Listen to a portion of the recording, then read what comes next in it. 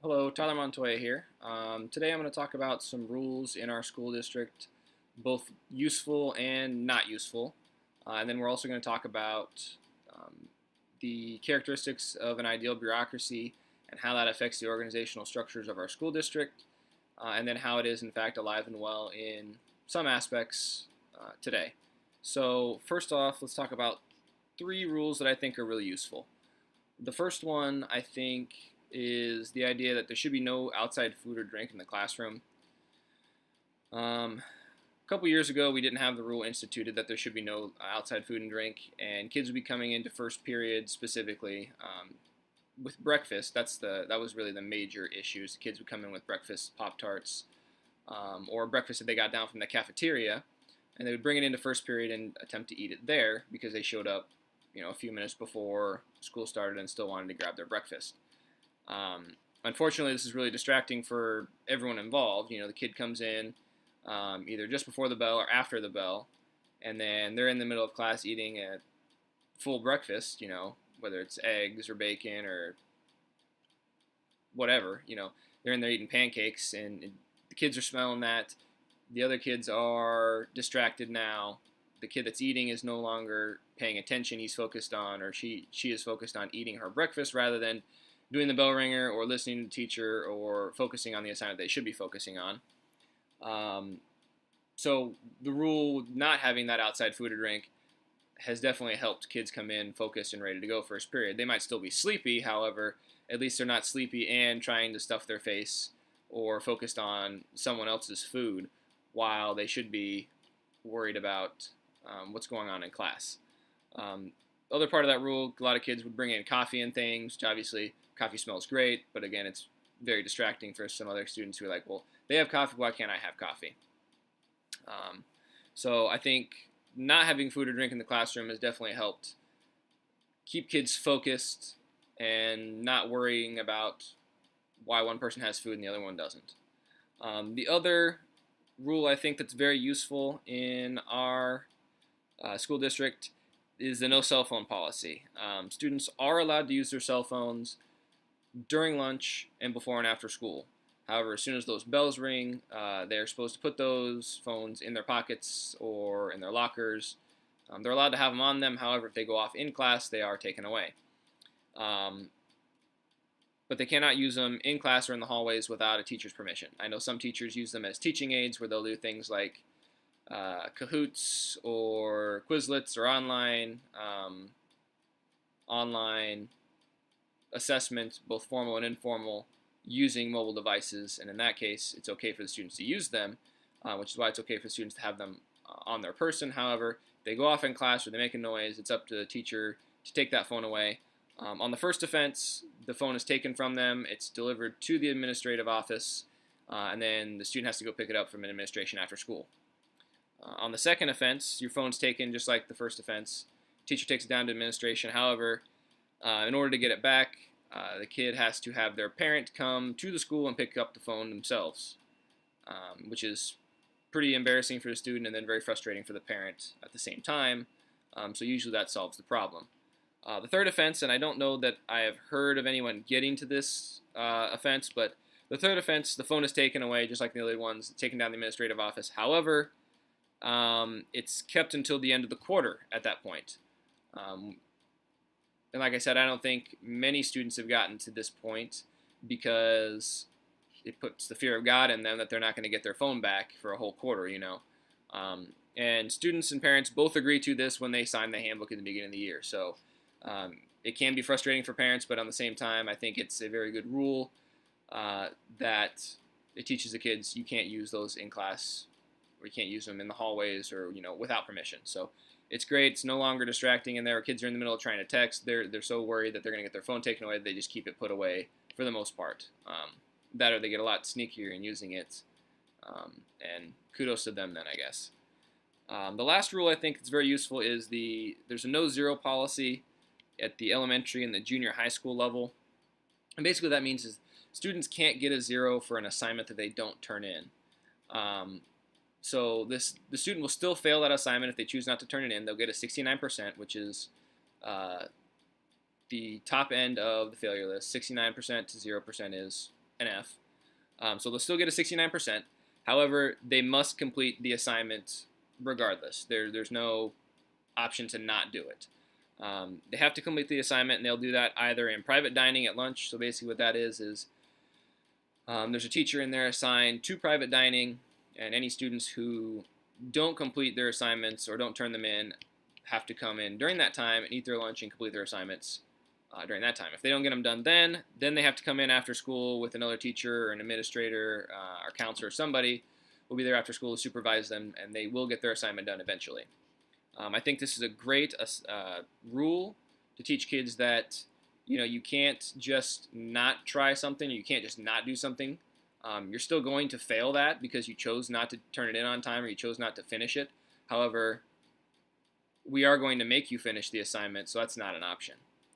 So I think it's great at the junior high and the elementary level to teach those kids that, because by the time they get to high school, then we really don't have that issue of students not completing their assignments. So I think that's a very helpful rule. 3 rules, I think, in North Bend that are not as useful. Number 1, the tardy passes thing. It's very inconsistently given. The rule is basically that if a student shows up after the first bell of school, you're supposed to send them back to the office to get a tardy pass so that they're registered in the office as tardy for the day. Or we're supposed to send them back to another teacher to get a pass from that teacher or wherever they have been later on in the day after first period. However, like I said before, they're not really followed consistently by staff, which if the rule's not followed consistently by staff, that causes the problem there in itself. Students show up late to first period, and if staff don't send them down to the office, they don't get counted late, and then it becomes a problem where the student thinks that they can show up late to first period whenever they feel like, and then it becomes a habitual thing. So that causes the problem. And then if teachers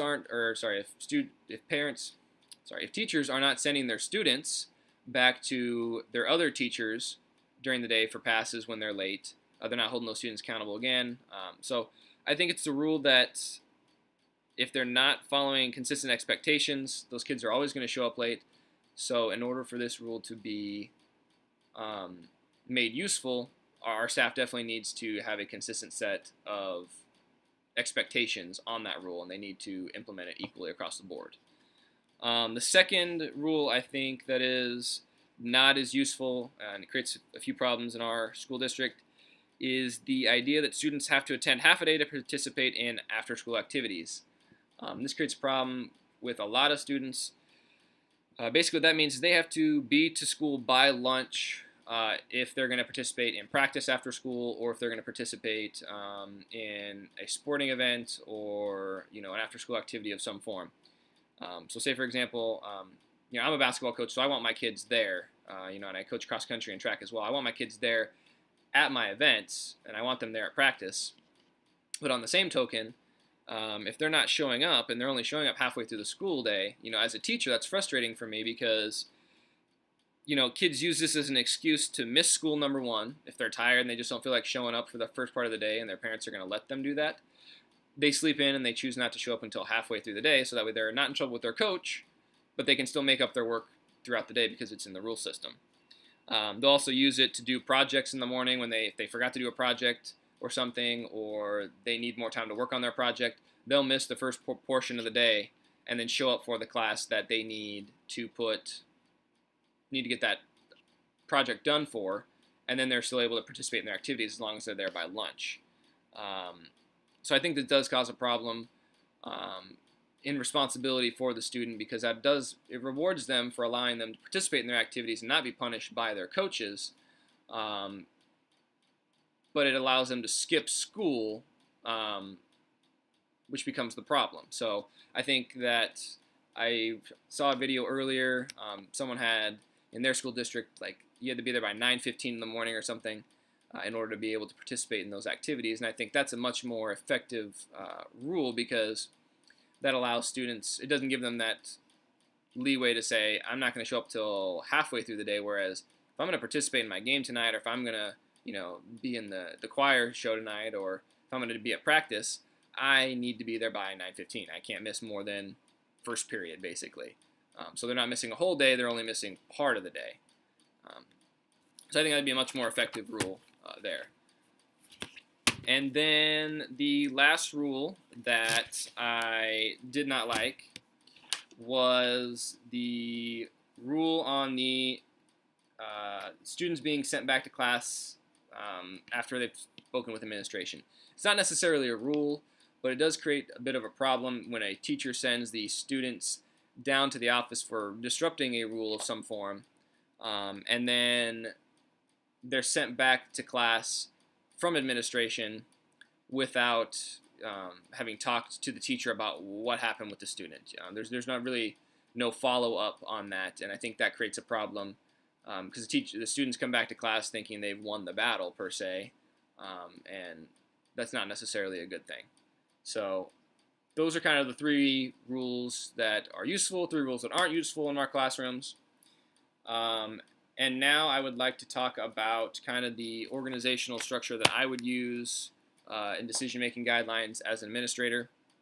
So first thing I would do is, number one, you have to kind of find out where you sit as an administrator. Are you a new administrator in the school district? Are you a 10-year veteran in the school district? You know, as a new administrator, first thing I would do, I would probably do a lot of class and school observation first, primarily. I needed to get a feel for what the school environment is, kind of see what areas would be most effective to try and make some changes in right away, and then what areas can I make changes in 6 months from now, a year from now, 2 years from now, 5 years from now. Kind of come up with a plan on how you want to implement some of your rules gradually rather than right away. Because a lot of times you come in right away trying to change too much too quick as an administrator. There can be a lot of backlash from teachers. There can be a lot of backlash from students not following the rules. So the other thing I would do is ask staff their opinion on different things. So say, for example, some rules, cell phone policy, for example. You go in and you can ask the teachers and the staff what they think about changing this rule on the cell phone policy is. Their rules, their view is different than mine. They're in the classroom every day, and as an administrator, I don't get to see how changing different rules affects the classroom as much as teachers and other staff do. So I would like definitely to find their opinion on those sorts of things, and then obviously in the end it's my decision as an administrator to make that decision on whether we're going to change a policy or not. But hearing more opinion from the teachers and other staff definitely would help give me a wider view of kind of what it is we want to do there. The other thing I would then do is, after having made the decision and allowed the teachers to give their input, there'd be the expectation that staff implements the rules. I've asked their opinion, so now they're expected to implement it.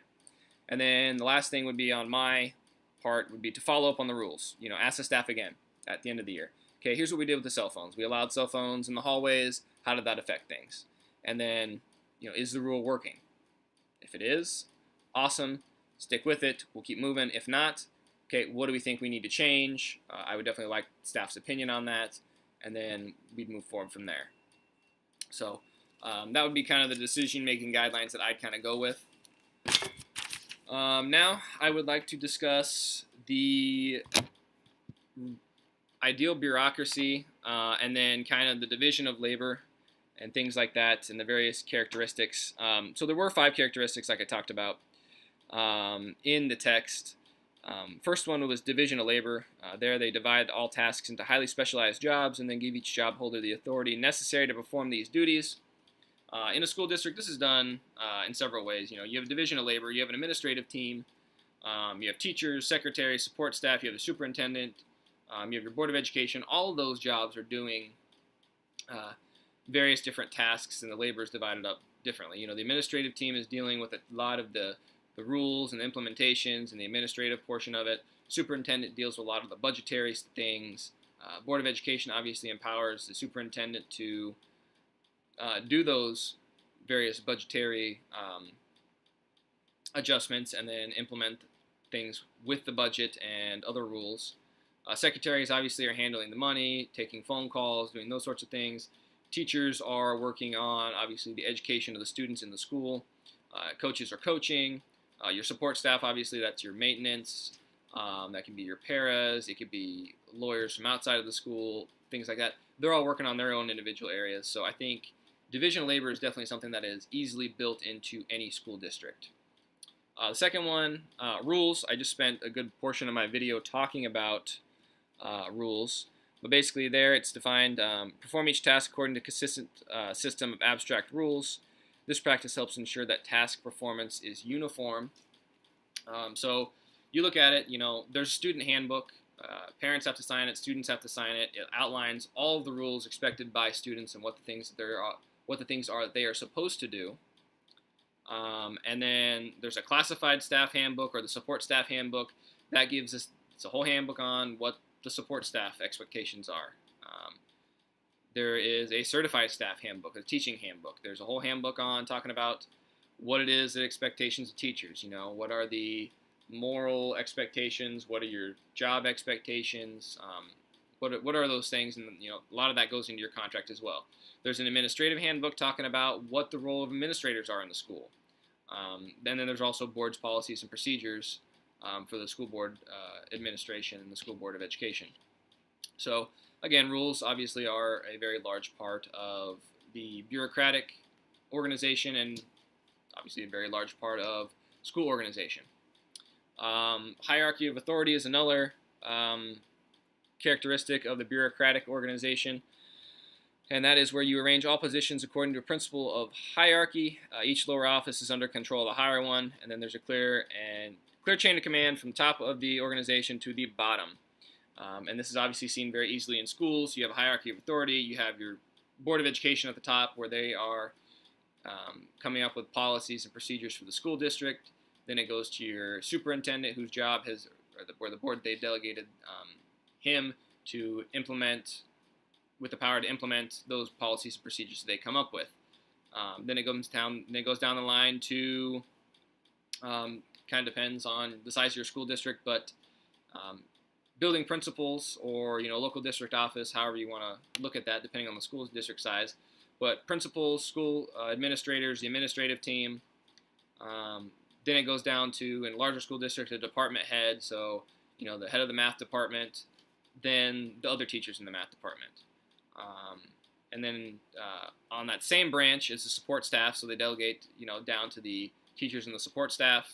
The principals and the administrations do, and then below that finally are the students on that list. So there is a clear hierarchy of authority, and there's a clear chain of command that they have to follow. If students have a problem with something, they talk to their teachers. If it doesn't get resolved there, teachers talk to their department head or the administration. Then the administration goes up from there. So I think just like in a bureaucratic organization, schools definitely follow a clear chain of command as well and a hierarchy of authority. The next characteristic of a bureaucratic organization would be impersonality. This one I think is a little more difficult to do in a larger school district. A little more difficult to do in a smaller school district, easier to do in a larger school district. Impersonality is to maintain an impersonal attitude towards subordinates. The social distance between managers and subordinates helps ensure that rational considerations are the basis for decision making rather than favoritism or prejudices. A larger school district like an Omaha, OPS, a Millard, Papillion La Vista South, or I guess Papillion La Vista schools, it's a little easier, I think, because you're not as close in proximity to where you live as you are in a small school district. Like in North Bend Central, a good majority of the teachers live in or around North Bend, so it's very difficult to get away from that social communication with those people outside of school. So with that, in North Bend, your principal, for example, has students in the school. That principal's student is friends with another teacher's student or another teacher's son or daughter, and their friends. So because of that, they have to interact outside of school. That math teacher and that principal do. So it's a little more difficult in a small school district to keep that level of impersonality. Whereas in a large school district, you live farther apart. You don't know who your Board of Education members are. Chances are you don't know them. Whereas in North Bend, I know every single one of our Board of Education members personally. I know them by their first name, and I see them going down the street in North Bend. In a big school district, you don't know that. The odds are in your favor that you are not going to know who your Board of Education members are personally. You might know their names and recognize their pictures from the calendar they send out, but you're not going to know them personally. So I think in a small school district, it's harder to be impersonal, but in a larger school district, it's much easier. So again, it's built in to larger school districts probably more than smaller school districts. The impersonality is just like it is in a larger bureaucratic organization. And then the last characteristic is competence. There you're supposed to base employment on qualifications and give promotions based on job-related performance. This one's kind of half, I think, used in education. First of all, obviously you have to have, there's specific qualifications to be a teacher. There's specific qualifications to be an administrator. There's certain levels that you have to be at to be support staff, depending on what your role as support staff are. So, to be a teacher, you have to have a teaching certificate in Nebraska for the state of Nebraska. To be an administrator, you have to have an administrative license or administrative degree. However, talking about making promotions based on job-related performance, that part I don't think is as much in the schools as is the first part where you need a license for things. Here, as a teacher, you, at least in the 2 school districts that I've been in so far, you work on a over and down or an over and up matrix. You move up or down based on the numbers of years experience, and then you move over on the matrix based on credit hours achieved or professional development hours achieved. So your promotions are based, or your raises are based more primarily on years experience and years of experience in education, as far as more education achieved, rather than based on your job-related performances and promotions that way. So I think, again, competence is kind of half built in. Again, with the qualifications portion is, however, the promotion portion I think is a little different and doesn't fit quite as perfectly into a school system as it does a regular bureaucratic organization. So I believe that kind of summarizes my idea on the 3 rules that I think are useful, 3 rules that I think are not as useful, what I would be doing as an administrator to organize those rules, and then kind of how the bureaucratic organization is alive and well in our school districts today. So thank you for listening and have a good afternoon.